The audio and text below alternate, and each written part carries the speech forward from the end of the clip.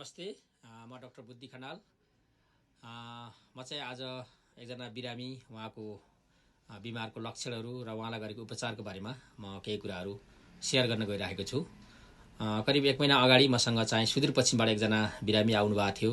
उहाँको मुख्य लक्षण चाहिँ उहाँलाई पेट पोल्ने, मुखमा हुर्लुक्क अमिलो पानी आउने, दाँत कुडिने, मुखमा सानो सानो बिबिराहरू आइराख्ने, घाँटी दुख्ने, घाँटीमा जलन हुने र स्वर भाष्य जस्तो बोल्न गाह्रो हुने र खानेकुराहरू निल्न उहाँलाई समस्या हुने आदि इत्यादि लक्षण लिएर आउनुभएको थियो। उहाँको लक्षण सुनिसकेपछि मलाई चाहिँ यो एसिड रिफ्लक्सको केस हो भनेर छुट्याउन गाह्रो परेन र त्यसै अनुसारको उपचार गरे अहिले उहाँलाई ठिक भएको छ।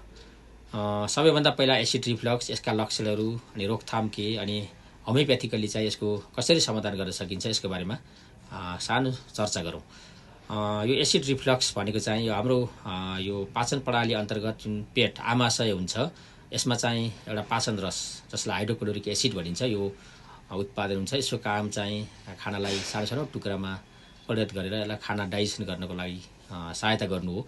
जब यो एसिड यो खाना नलिँदै जब मुखमा आउँछ र यसले लक्षणहरू त्यही अनुसारको लक्षणहरू देखाउँछ। जस्तो त्यो बिरामीलाई जुन किसिमका लक्षण देखिएका थिए त्यही लक्षणहरू देखिने गर्छ। र यसको रोकथाममा चाहिँ यो खानेकुराहरूमा अलि ख्याल गर्नुपर्ने हुन्छ। यो खास गरी यो सिसामा खाँदेको अचार, चिल्लो पिरो, अमिलो, यो जाँड रक्सी चुरोटहरू आदिको परहेज गर्ने र खाना खाने बित्तिकै यो पल्टिने बानी हुन्छ हाम्रो, त्यो नगर्ने।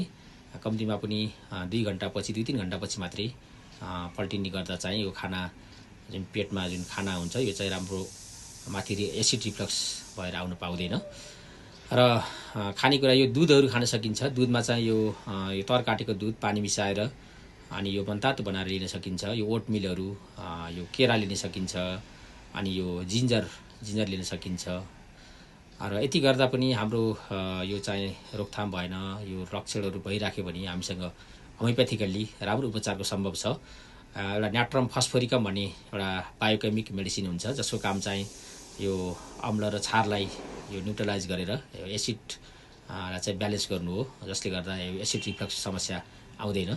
र केही गरी यो समस्या रहिराख्यो भने दक्षता राम्रो योग्यता प्राप्त दक्ष चिकित्सकलाई भेट्नुभयो भने यसको समाधान हुन्छ। होमियोप्याथिकल्ली चाहिँ बिरामी आफै उपस्थित हुन आवश्यक छ।